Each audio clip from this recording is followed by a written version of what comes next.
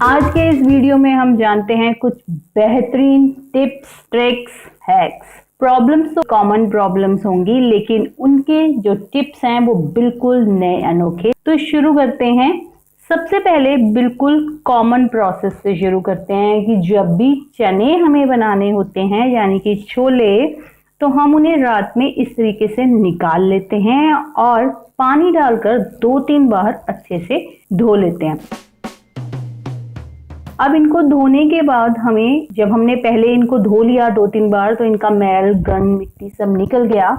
उसे उसी पानी में भिगोकर, जिस पानी में हमें बॉईल करना है, और सेम प्रेशर कुकर में डाल देना चाहिए। अब उसमें नमक और हल्दी, जिस अमाउंट में आपको नमक हल्दी डालनी है वो भी आप प्रेशर कुकर में डाल दीजिए और उसका लिड बंद कर दीजिए रबड़ और उसकी विसल भी लगाकर।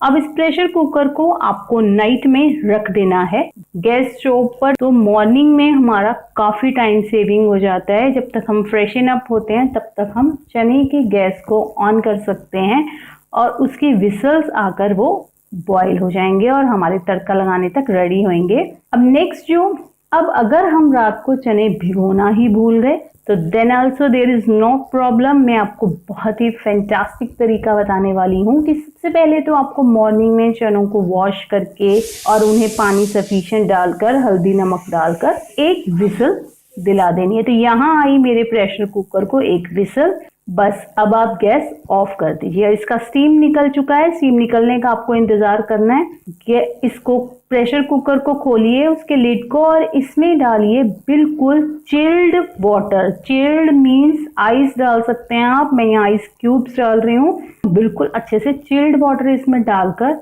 और फिर से प्रेशर कुकर का लिड क्लोज कर देना है। और अब जब आप इसको गैस पर रखकर विसल्स देंगे तो जहां ये 7-8 विसल्स में बनने वाले छोले 3-4 विसल्स में ही बन जाएंगे। ये देखिए मैं आपको दिखाती हूँ, इसमें 3-4 विसल्स आ चुकी हैं। तो अब हम जब इसको चेक करेंगे स्पून से या इससे, तो ये अच्छे से बॉईल हो चुके हैं। बस इनमें जरूरत है तो तड़का लगाने की, इनको तैयार करने की। ये देखिए बहुत अच्छे से बॉईल हो चुके हैं। ये ट्रिक बहुत काम की ट्रिक है। तो अब अगर एकदम से भी फरमाइश हो जाए चने की बनाने की, छोले भटूरों की, चने पूरी की, तो हम बिना भिगोए भी चने बना सकते हैं।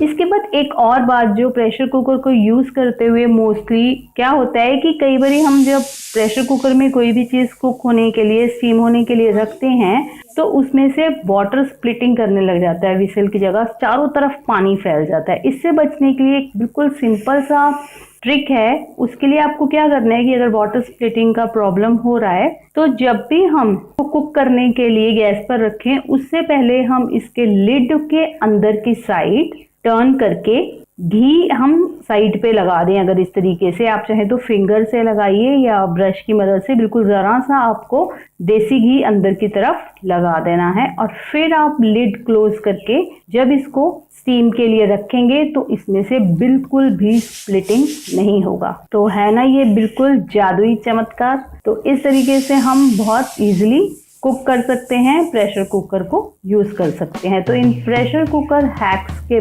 बाद हम चलते हैं नेक्स्ट टिप की तरफ। जब भी हम कड़वे करेले बनाते हैं तो वाकई वो बहुत टेस्टी बनते हैं, लेकिन इससे मेरा टिप ये है कि अगर हम करेलों में मसाला के फिलिंग पहले ही कर देते हैं, फिर उनमें धागा बांधते हैं, तो वो काफी टाइम ले लेते हैं, टाइम कंज्यूमिंग हो जाता है। तो आप ये करिए कि आप जब भी घर में करेले बनाएं तो सबसे पहले करेलों में नमक लगा के तो हमें रखना ही है, और 4-5 घंटों के बाद उनको निचोड़ कर अच्छे से धोकर उनका कड़वापन निकाल देना है। नेक्स्ट प्रोसेस में हमें कढ़ाई में सिर्फ 1 बड़ा चम्मच तेल डालकर बिना मसाले ही करेलों को भून लेना चाहिए, या हल्का सा समझ लीजिए फ्राई सा कर लेना चाहिए। कढ़ाई भर के तेल नहीं डालना है। उससे होगा ये कि जब भी हम करेलों में मसाला भरने के बाद इनको बनाएंगे तो वो बहुत इजीली बन जाएंगे, क्योंकि पहले से ही आउटर स्किन करेलों की पक चुकी होगी और फिर मसाला डालकर भूनने में हमें धागा भी लगाने की जरूरत नहीं पड़ेगी और वो बहुत अच्छे से बहुत जल्दी बहुत टेस्टी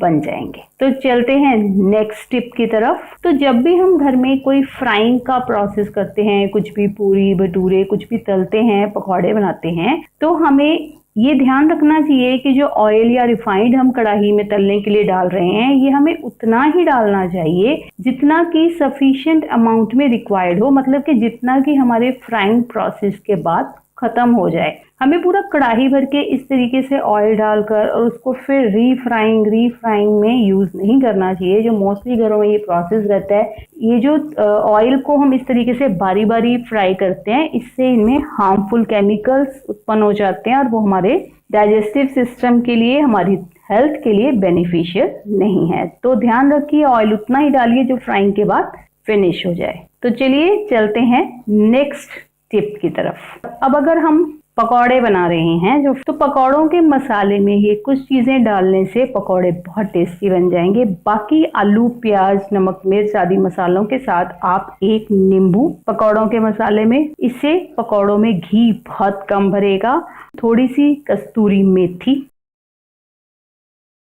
और साथ में जो हमने तेल गरम होने के लिए रखा हुआ है, वो अच्छे से जब गरम हो जाए तो मसाले में 2 चम्मच उस तेल के डाल दीजिए और फिर मसाले को मिक्स करके पकौड़े बनाइए। तो वो बहुत क्रिस्पी बनेंगे, बहुत टेस्टी बनेंगे। तो चलिए अब थोड़ी पकौड़े खाने के बाद एक्सरसाइज हो जाए। जी हाँ, किचन में भी हम एक्सरसाइज कर सकते हैं।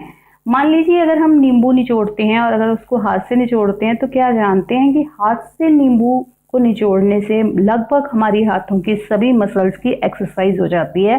तो अगर आप हाथ से नींबू निचोड़ना चाहते हैं तो प्रॉब्लम आती है सीड्स की, जो बीज बीच में मिक्स हो जाते हैं। तो इससे बचने के लिए ये बहुत अच्छी टिप है कि इस तरीके से नींबू निचोड़ते हुए अगर हम हाथ नीचे रख लें, यहाँ जरूर ध्यान रखिए कि यहाँ हमारे हैंड्स अच्छे से वॉश होने चाहिए। धुले हुए हाथों से इस तरीके से नींबू निचोड़ेंगे तो हमें बिल्कुल क्लियर सीडलेस लेमन जूस मिल जाएगा और उसमें बीज बिल्कुल भी नहीं मिलेंगे, बीज अलग हो जाएंगे। तो इस वैल्यूएबल टिप के बाद चलते हैं नेक्स्ट टिप की तरफ। ये टिप है घर में यूज होने वाले प्याज, हरी मिर्च जो सारा दिन हम यूज करते हैं, उससे रिलेटेड कि जब भी हम प्याज छीलते हैं, आंखों से आंसू आना या हरी मिर्च को छीलकर हाथों का जलना, ये बहुत कॉमन प्रॉब्लम रहती है। क्योंकि सबसे पहले तो जब भी आप अनियन को पील करें तो उसको पील करने से पहले उसी सेम नाइफ से एक आलू को काट लें।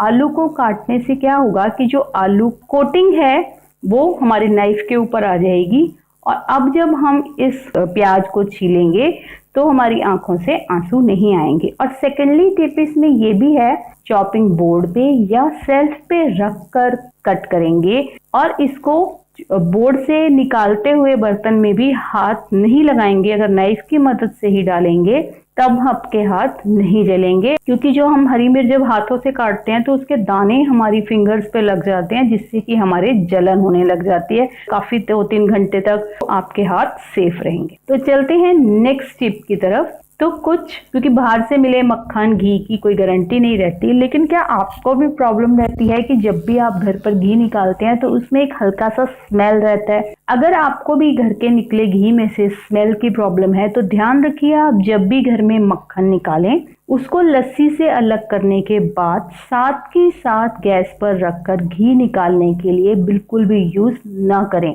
आप जब भी मलाई से मक्खन निकाल लें तो उसको एक दिन कम से कम फ्रिज में जरूर रखें और उसके बाद ही उसको आप कुक करें। गैस पर रखकर उसको हीट अप करके उसमें से देसी घी निकालें तो उसमें से बिल्कुल भी स्मेल की प्रॉब्लम नहीं आएगी। साथ के साथ घी निकालने से ही स्मेल की प्रॉब्लम रहती है। Now this time to move to the next valuable tip. आप भी जब घर पर दूध लाते हैं तो उस पर मलाई ठीक से नहीं आती, मलाई कम आती है? तो आइए जानते हैं इसके बारे में भी। तो इसमें हमें करना ये है कि जब भी आप दूध लाएं तो आपको मिल्क को बिल्कुल सिंपल तरीके से ही बॉईल करना है। बॉईल करने के बाद हमें दूध को, इस गर्म दूध को बड़े ध्यान से उठाकर एक अलग पतीले में पलटा देना चाहिए। पूरा का पूरा दूध अलग पतीले में पलटाने के बाद हमें कोशिश करनी चाहिए कि हम इस दूध को कम से कम इसको छेड़ें, कम से कम इसको हिलाएं। अगर आप उस दूध में से चाय बनाना चाहते हैं या फ्रेश मिल्क में से कुछ यूज़ करना चाहते हैं तो एक भिगोने में से दूसरे में पलटाते समय आप कुछ दूध अलग निकाल लीजिए और उसको यूज़ कीजिए। लेकिन जिस दूध में आप चाह रहे हैं कि अच्छे से मलाई आए, उस पतीले को आपको कम हिलाना है। अगर आप ये कोशिश करें कि जो दूध आपने अभी लाए उसको आपने बॉयल दिया और उसके बाद पलटा दिया, उसको आप अनटच ठंडा होने के लिए रख दीजिए। 3-4 घंटे में वो रूम टेम्परेचर में आ जाएगा, तो फिर आपको आराम से उसको फ्रिज में रखिए और फिर अगले दिन उसको इस्तेमाल करिए। इस तरीके से अगर आप सर्कल बनाएंगे और दूध को थोड़ी देर अनटच पोजीशन में रखेंगे तो दूध पे यकीनन मलाई अच्छे से आएगी। दूध पे मलाई ना आने का सबसे बड़ा कारण यही रहता है कि हम जब भी मिल्क को, फ्रेश मिल्क को बॉईल करते हैं तो उसको साथ के साथ यूज़ करना शुरू कर देते हैं कि उसमें से कभी चाय बनाने के लिए निकाल लिया या उसमें से पीने के लिए निकाल लिया, फिर उसको रख दिया। जितना हम मिल्क को अनटच रखेंगे उतना ही उस पे क्रीम, उस पे मलाई अच्छे से आएगी। और इस तरीके से आप इन टिप्स को अपनाकर आप भी फ़ायदा उठा सकते हैं और अपने रोज़मर्रा के काम को बहुत आसान बना सकते हैं। अगर आपको ये क्रिएटिविटी, ये वीडियो पसंद आई तो थम्स अप के आइकन को क्लिक करें और मेरी वीडियो को लाइक करें। If you are new to my channel, you can subscribe, it's totally free and get the notification of new video by clicking this subscribe icon. You can share these videos to anyone by clicking share it icon, and your comments, your suggestions are all welcome. Screen पर दिखाई हुई videos में से अगर कोई भी video आप देखना चाहते हैं तो उस पर क्लिक कर दीजिए, आप पहुंच जाएंगे एक और नए वीडियो पर। तो थैंक्स फॉर वॉचिंग। मिलते हैं नए वीडियो में नए आइडिया के साथ, नई क्रिएटिविटी के साथ।